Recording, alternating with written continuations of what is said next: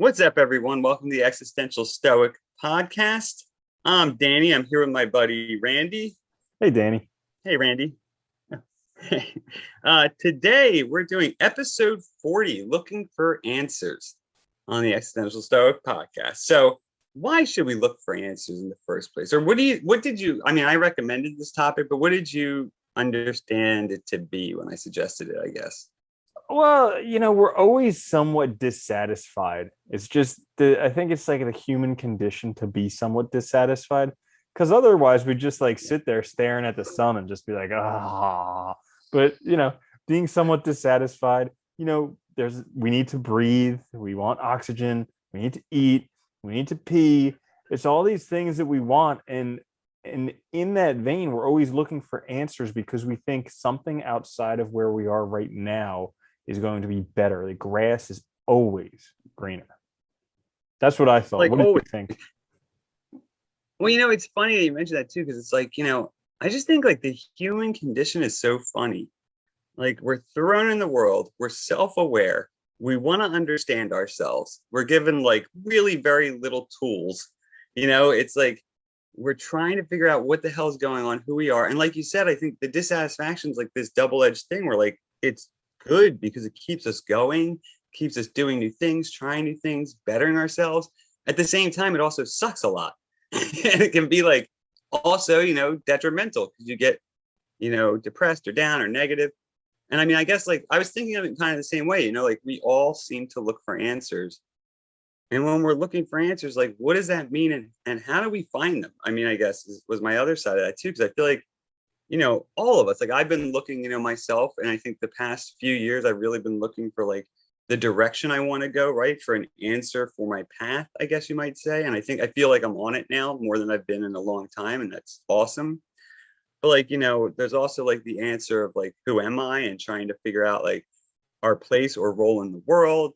There's, the whole like moral question of what is the good person and but I mean everything, right? We look for answers pretty much everywhere. And the most difficult part of it, at least for me, is that I somehow delude myself into thinking that once I get this answer, then it'll be better.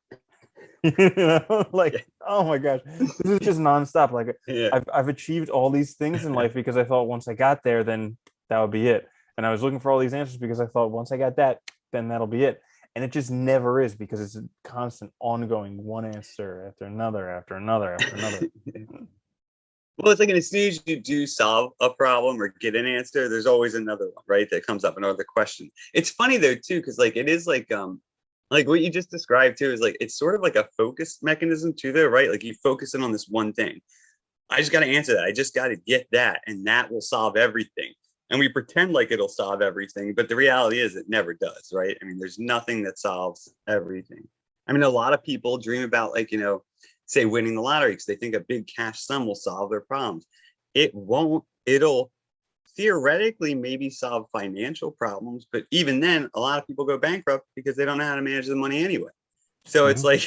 like, it's like these other questions just keep Yeah, coming up no matter what we do. even with money problems solved, you still have health problems, you still have interpersonal problems, you still have like having to do things that you don't want to do.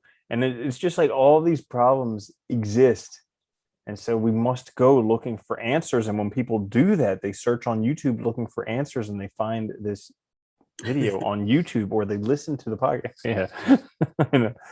Yeah. Yeah, yeah, right. And then they subscribe, they click notifications, they They do share all it these with their wonderful things. friends. Yeah. They share it with their friends and family. Yeah, that's exactly what they do. Oh, it's awesome. Yeah. But yeah, Yeah. it's funny. I feel like, like that idea when I thought of like looking for answers, I feel like it's like, it's like the state we're in constantly almost, especially if we're trying to better ourselves, grow, change our situation, whatever. Basically, if we're living life, right? We're looking for answers in some way, shape, or form.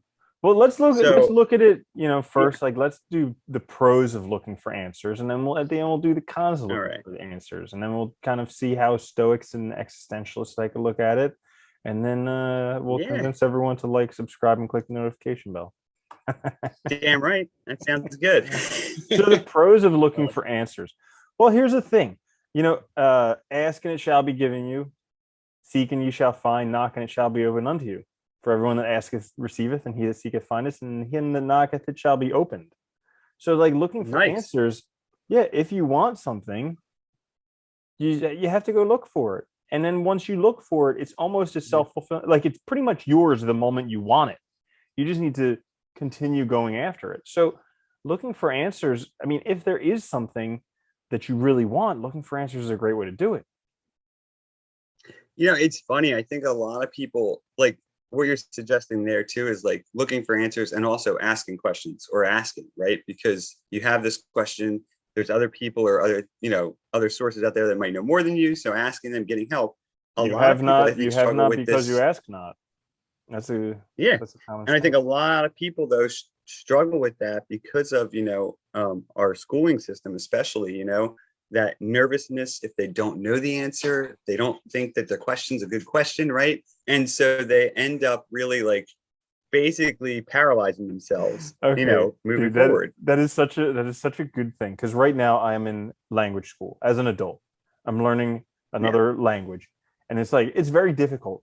But this is the second language that I've learned as an adult. So like I realize that there's going to be struggles. I'm going to get it wrong. I'm Right. going to look like an English idiot. only, right? So you learned English late. Yeah, exactly. I started out with just mumbling, and then English was my second language. Did really well in the ESL classes. So, like, I understand that you have to look like an idiot. You have to not know what's going on. And I'm in this class with a lot of other adults who are struggling because they're trying to look like they're good at this, and they're struggling because they're upset that they don't know how to speak the language in like a month. And it's just like that's just part of the process. Like you just keep at it. You just do it a little bit more and a little bit more and a little bit more, and eventually you get better.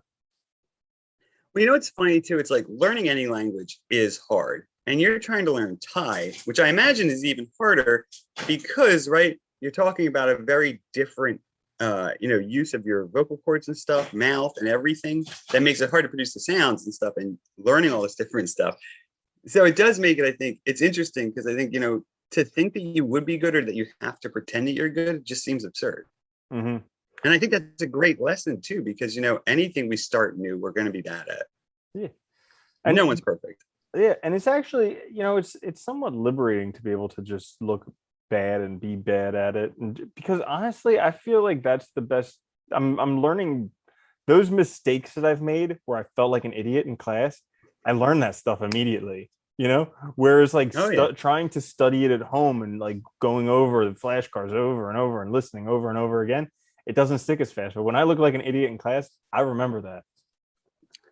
Do you know what I think it is though? I think it's also like your attitude, right? Because when you're not afraid to look like an idiot, you're having fun with it, right? You're not worried about other people's perceptions. You're having fun with it. You're actually engaging with it. Your brain's focused. It's not worried about this other bullshit.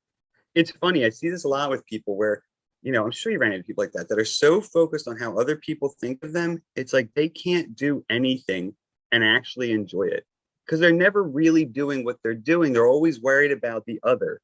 They're always worried about the camera lens right on them and how it's judging them and what it's, whatever. And it's like, I think that's an important point, like if you're having fun with it, you're going to learn it way better because you're actually just doing it to do it. Mm-hmm. Yeah, definitely. Yeah, and then so otherwise, looking for answers. Like We I were talking think about that pros, right? yeah, we're talking about pros for looking for answers. I know, right? We get Yeah. we Yeah. get off topic a little bit. Um, Looking for answers. Sometimes. It it helps you get what you want, but also what it does is it really helps you figure out what you want. Because I Yeah. think you and I talk about this all the time. We spend an inordinate amount of time trying to figure out exactly what it is we want. That's like one of the hardest things Yeah. is figuring out what you want. Um, Oh, dude, I mean, I feel like that all the time. I have no clue what the hell I want most of the time. It's like, and a lot of it too is like, in a way, it's funny because I feel lucky. It's like when I try to think of like things I want to do with my life, right? I have so many interests that a lot of times it's hard to pick, right? Because I know like if I focus on one thing, well, then other things have to take a little bit of a back seat sometimes, or other interests, right? So you are making a choice. And it's like, in a way, though, I feel lucky because I have all these interests and I'm willing to try. And I think that's one of the great things about looking for answers, is it gives you a chance to really just explore yourself, the world. And I think when we look for answers, it's part of the human condition. I think we do realize ourselves in the process. It's part of this sort of game of life, right? Is trying to figure out who we are and trying to make this the best life. And the only way to do that is to ask questions, is to look for some answers, right? Mm-hmm. Yeah. So what are some other pros of looking for answers? I think I mean, I think, well, okay. it's like that explore Yeah. exploit paradox. I know, right? That explore Yeah. exploit paradox we were talking about in like episode 2 or whatever it was, where when you're new to something, you need to explore a lot. But once you've been there for a while, you're established, you can exploit the things you enjoy, and you don't have to look around as much. And so looking for answers is kind of like that. It allows you to benefit from that explore thing, to where you can find out a whole bunch of new stuff. And then you get to really, because another problem that a lot of people have is like, they're so young. Like even us, we're approaching 40. We're still so young. Like literally, Yeah. lifespan nowadays, we're maybe approaching half life. So Yeah. there's so much time, and everybody wants to prove themselves so early. They want to be established so early. They want to be good at stuff so early. They want to be like better than everyone else, a millionaire, have houses, and that and that and that. And it's just like it. I forget what I was saying. It's hard. Well, it's funny on that note. It's funny because what's hard about that is I think every one of us, like, that expectation or the desire to have it now, we can imagine where we will be in 10 years, or we imagine where we want to be. And it's like, we don't want to wait for it. We might be willing to put the work in, but we still don't want to wait, right? It's hard to wait sometimes. And, we know that, like, to get to that point, there's going to be probably a while of just like grinding through it, right? Doing it and maybe muddling through and not being great at it. But eventually we will be good. And we know that. So it's like, you want that now. And I get that. But that can also be a real sort of like mental block as well, that destroys progress because it keeps you from really doing anything long term. You just keep switching things, right? Yeah, it's interesting. I think that exploring thing that you're talking about is really important, because it's like every question we ask gives us like a new set of tools and skills to apply in the world. It gives us a new way of looking at things. And I think to state the value of that is, I think, impossible, really. I mean, if you think about it, every experience with a new person gives you a different, really, perspective on the world. It gives you a new experience entirely. And I mean, that in and of itself is, what was it? Camus said, right? It's like, the good life is like, basically staying in an absurd state as much as possible, like literally a collection of experiences. And I think, when you think about it, it makes some sense. But in this context, I think the more we put ourselves out there, the more we explore and ask questions, the more we just see the world from as many angles as possible and know what's out there. Like, if we don't try things, we won't know what we can do. Mm-hmm. And it is, it's kind of a funny. So I'm reading this book on artificial intelligence called "You Look Like a Thing and I Love You." I think that's the name of the title. The name of the book. That's a good title. Yeah, because they use an AI to come up with the name of the title. But like, so basically, in that book, they're talking about how AI who's set on exploring, like an AI with a creative objective, will just basically like glitch out whatever environments they're in, because they just keep trying one thing and then the next thing and then the next thing. And if they've seen it before, they're not really interested in it. So they always go and try something new. So basically, like, they try it with old video games, and they're just finding all these new glitches on old video games that they have. But the author went on to say, they're like, I'm pretty sure that's like the biggest evidence that we're not living in a simulation, is that if we were, somebody would have figured out how to glitch their way through it already. Yeah. Yeah. But it does make sense. That's funny. Oh my God. Yeah, it does make sense, because like, I'm sorry. Okay. we can always be exploring even more. Yeah, right. No, we can, like, indefinitely. I love that example too, because you think about that, it's like, if we were in a simulation, there literally is no program that's perfect. Mm-hmm. And there's always something, right? So it's like, it would be found because there's always going to be those who just keep trying things. There would be somebody like glitched into a wall, and you would just see them like walking in a wall. There would just be all this crazy stuff. So But God, how funny would that be? That would be so yeah, weird. yeah, but I mean, I'm guilty myself of becoming comfortable and just doing the same stuff over and over and over again. And on one hand, I tell myself it's great that I have this routine, and this routine is all these positive habits that are contributing. But on the other hand, it's like I'm not exploring because I'm just too busy exploiting things I've already found.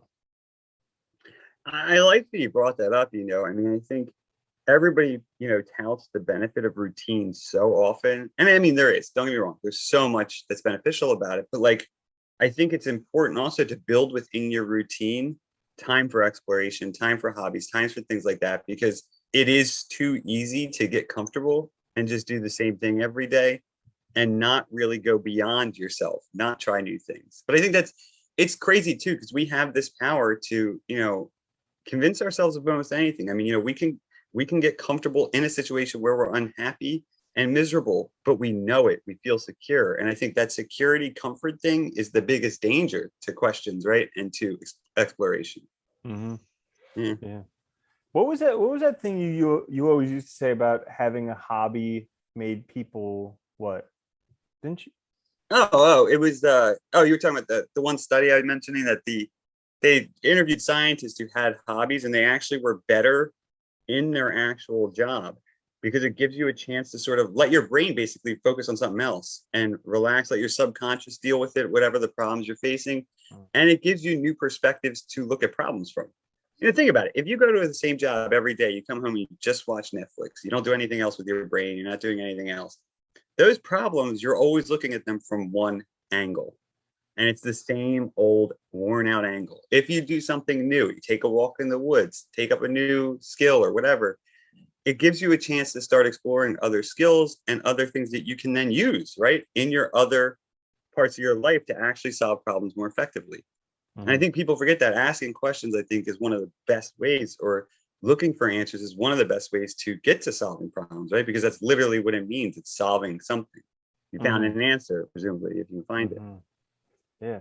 So, any Oh, sorry. I just thought of something too. This is also one of the reasons why I came up with this topic too, is I was thinking, I think you see it more and more now, especially with say like politics, for instance. Like a lot of people, they want answers to be black and white. They want it to be very clear, this and that, morality, life. dude, they don't even they don't no they don't. Yeah. In politics, they're like, Well, yeah. is it racism and gun control? That's the black and white, and it's like Yeah. it's not either or. It's two separate issues, and it's like you're either a racist or you're about gun control, and it's like there's no good options. No, there's not. There never is. But what I mean? Like, I think a lot of people that they want this certainty in life, right? And I think that desire for certainty can also be a crutch because it forces us to not seek out new things, to not ask different questions, to not ask hard questions. If we expect everything to be the same all the time or to be easily answered, we can't really, ask new things or look at things differently. And I think that's one of the biggest dangers too. Hi, Mo. Sorry. Yeah. So, are there any questions that are coming up, like in your life, that you're looking for answers? Because I can think of a couple that kind of have been recurring recently in my life. Like, for instance, one big one that I have is, am I making the most of my life? Oh God. And that's like a really tough one, because it's like, damn it, I'm trying so hard in all these areas, but this isn't perfect and this isn't great. And it's like, well, if I'm looking at like a B type average, I'm like, yeah, I'm doing really good. But then it's like, but can I be doing better? And it's like, ooh, that's a tough answer to look for. Dude, that question comes up for me a lot too. And that's one of the hardest ones, I think, because it's that sort of dangerous line between like, you can always, I mean, what do you mean by the question too? Because it's like, in terms of like what success, you can always push yourself harder, but you're gonna, everything we do, right? We have to sacrifice something else. And it's like, it's finding that balance of what's the good life look like for me, and then organizing your life that way. But that is, I know, I agree with you, dude. I ask that question all the time. Like, That's could I a be doing more? Yeah, that's You a know, better like way to ask it. everything. What's a good life look like for me? As opposed to, am I making the best of my? That's a silly way to ask it. That I've been asking it. What's a good life look like to me? Well, no, it's funny. I do that to myself too, though. Like I'll be like, say, working on projects and I'm like, am I really using my time effectively? But then I really step back and I'm like, look, I wouldn't want like Elon Musk's life. I wouldn't. I know I wouldn't. Like he's got a ton of money. It's great. He's done some awesome things. But that type of work-life balance, is actually not appealing to me at all. And I know that. And since I know that, I still ask the question sometimes. I'm still guilty of being like, oh, you could do more. What are you doing? Blah. But I try to pull myself back and be like, but that's not even really what I want. Mm-hmm. So if I know that, I can hopefully get to that balance a little better and find the appropriate answer, but it's not easy. Yeah, yeah. Like Yeah. for me, it's the struggle of like right now I am where I've worked to be for a long time, but it's and I know that like if I go full throttle, I could do a lot more, but it's like that's not that may be like maximizing my potential, but that's not really what I want. And so I always get caught in that conversation that's like, oh, I'm not maximizing my potential. But then at the same time, it's like, oh, that potential is not what I want. So like it's going back and Yeah, and it's forth. So kind of looking at it like you said, what does a good life look like to me? That's a much handier way to look at it.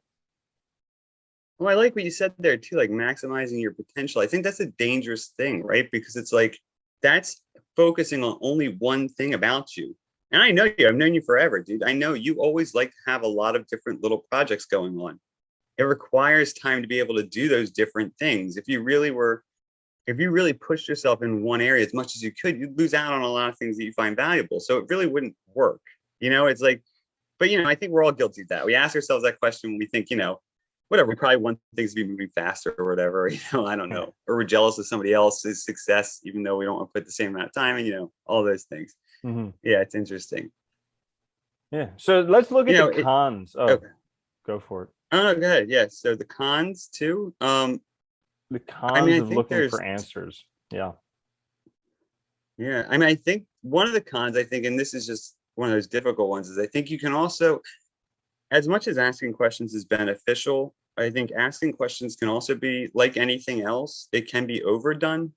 So you can essentially work yourself into anxiety, depression, negativity because you keep pushing questions that maybe you can't answer now or that you're asking the wrong question. I mean, asking questions means asking also the right question, right? Not just necessarily any question. And I think that's one of the difficult things we struggle with is a lot of times, just like you were saying with the last example, it's really like asking the wrong question. And that's why you get, negativity or you angry at yourself. Yeah. Yeah. When you were just saying that, okay, something clicked in here. Okay. So there's asking questions, there's looking for answers, and then there's also just allowing answers to come to you. And so I think Oh, that those are three separate activities.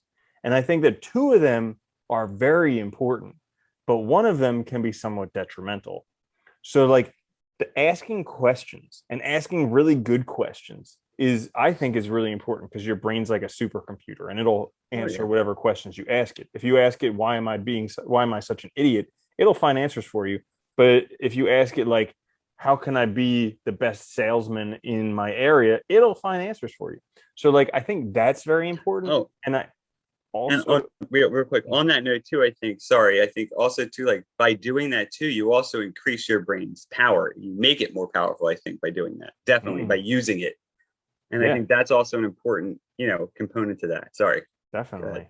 And so, ahead. like, in along with that, allowing answers to come up, that's important because you can't, for the most part, you can't really like find answers, or the answers that you find may not be the best answers because oftentimes you're kind of like you're you're grasping straws. You're trying to find anything.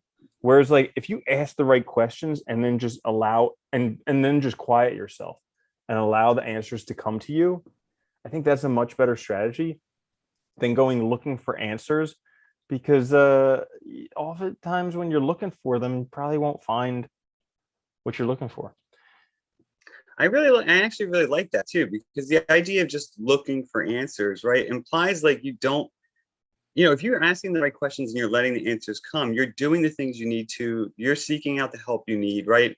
And the answers will come eventually, right? They'll come and the right answers will come. But if you're just looking for answers, you could be going online, you could be doing anything, right? It doesn't mean you're actually A, asking good questions, or B, even getting good answers that you can even really do anything with. Because part of having an answer to a question is also understanding it, right?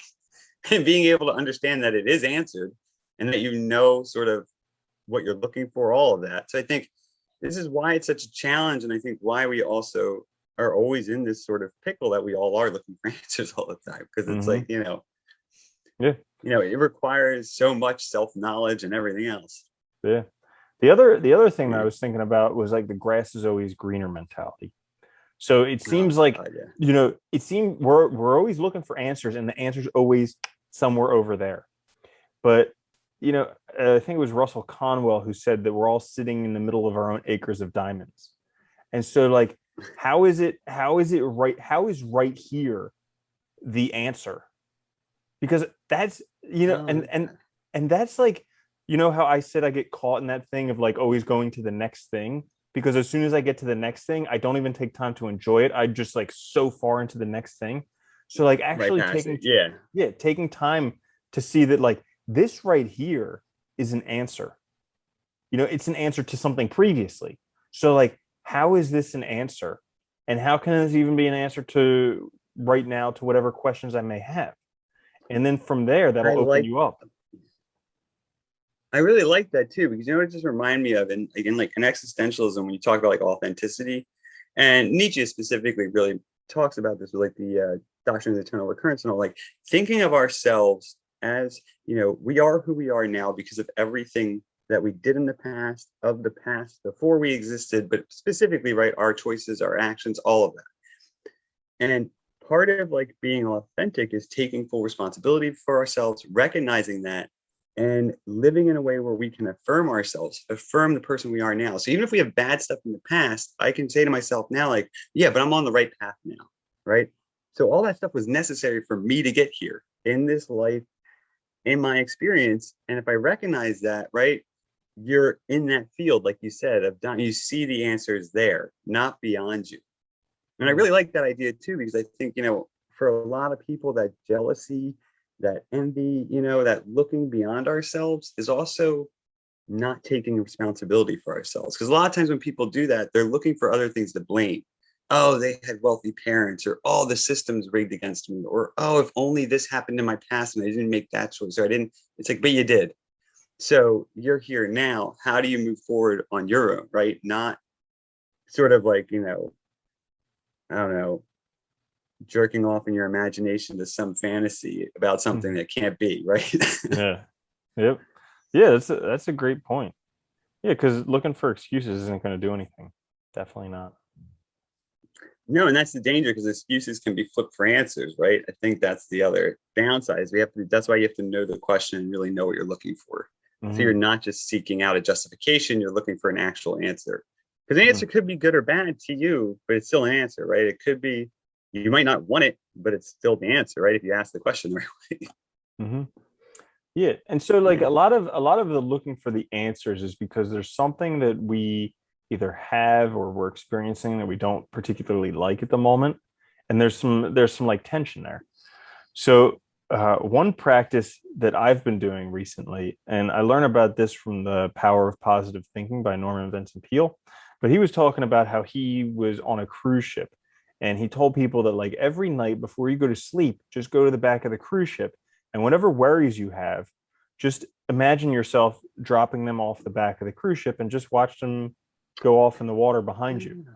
And so I've been doing that practice for probably like a week now. There's this little water thing that I go past every day. And so as I go by there, just whatever worries I may have, I just imagine myself just releasing them there and letting them just go. And then just allowing myself to be in peace. And I think that, I like that. Oh, go ahead. yeah, so I Sorry, think go that ahead. kind of goes along with this idea of looking for answers, because like as soon as I let those go and I allow myself to be in peace, I don't need to go grasping for answers anymore because basically everything's solved. I don't have any more worries at that moment. And it's kind of like it's a very peaceful spot. Well, I think no, that's such a good point, which is, the frantic search for answers is not a healthy state. That is really, trying to get away from yourself, running from yourself, distraction. I think you're right. You kind of need that piece to ask the right questions and to recognize also that sometimes the answers are right there in the moment. They're right there now. I also like that idea too, what you described. You ever do the meditation where you pretend like you think about, imagine breathing in good and Mm-hmm. releasing bad in Mm-hmm. some way, shape, or form, right? It's very similar. I like that idea. Yeah, because that always helps me. I feel like you're like, it's almost like you are sort of letting something go. It's really nice. And you get to a state that's a lot better, if only for a little while, but it works really well. It gives you a chance to clear your head and just, I think that's the great thing about that is it gives you a chance to sort of just have peace for even, a little bit, which helps Mm-hmm. you think clearly and, assess things clearly. Definitely. Yeah. So we've looked I, at the pros yeah, and cons of looking for answers and kind of how to go about doing. I Anything mean, I else that's think coming up for you? I think sort of in sort of a sort of summary, I would say, I think everything we've talked about, what's important is that, to kind of think about how you're going about it. We all look for answers, right? If your answer looking seems to be distracting, detrimental, um, chaotic in a way, you might want to step back. Because I think the difficult thing is, we all look for answers, but if we do it in the right way, I think it's highly beneficial. But that means knowing ourselves, asking the right questions, giving ourselves time, being patient. It requires a lot of things that are difficult. A lot of the virtues the Stoics talk about, it requires, right? It requires you to sort of work on yourself, as all things usually do for a good life. But I think, with that in mind, I think, we can maybe separate out the two as saying like looking for answers in a healthy way is very different from sort of that other type of answer seeking, which is more like grasping for justification rather than like really asking questions. Mm-hmm. Yeah. And What I do you would I would even go so far as to say to ask for help in think? in your seeking answers or your questions. And that could be help from a friend, a trusted person, a counselor. I even recently kind of like asked the universe for some help with some things that I've been struggling with. And it's kind of like there's because it takes you out of this mentality of it's me versus everything else and I'm at lack and blah blah blah, and all of a sudden you realize that we're this big giant connected organism. And so you know Yeah. Isn't that the worst thing about the like US and Western perspective that it's me versus everyone else? That's like the worst mentality. I mean, I get from an advertising perspective, from a capitalist perspective, I get it, but it also is like so detrimental to people and it sucks. mm-hmm. Because, for the most part, it's not the case. And I think that's a sad truth. I think that's a good point. Yeah, it's interesting. I mean, you can, and I think that's a good way to look at it. You can ask questions in a lot of different ways, asking the universe, asking others, asking, instead of just asking yourself in vain, right? If that's not working, try these other methods, see if that works, trying to find a way to quiet your mind so you can get to the right question too. And you will find answers. Yeah, Mm-hmm. like that. Cool. All right. Good. I'm Yeah. good. All right. So that was what do we call it? Looking for answers? That was looking for Looking for answers, right? Yeah. answers. Hopefully we Yeah, found looking for some. answers. I hope we did, right? So that was episode 40, right? You guys, if you're listening to this on the podcast, please subscribe it. Please share it with your friends. It helps us out a lot. If you're watching us on YouTube, please click notifications. Please subscribe, share it. And, obviously check us out. If you're watching us, listen to us. If you're listening to us, watch us. It helps us out a lot. We'll be back midweek with a quick fix. We're going to give you guys a quick, like 10-minute episode on being more persistent. So definitely check that out midweek. And, until then, later, Andy. Later, Danny.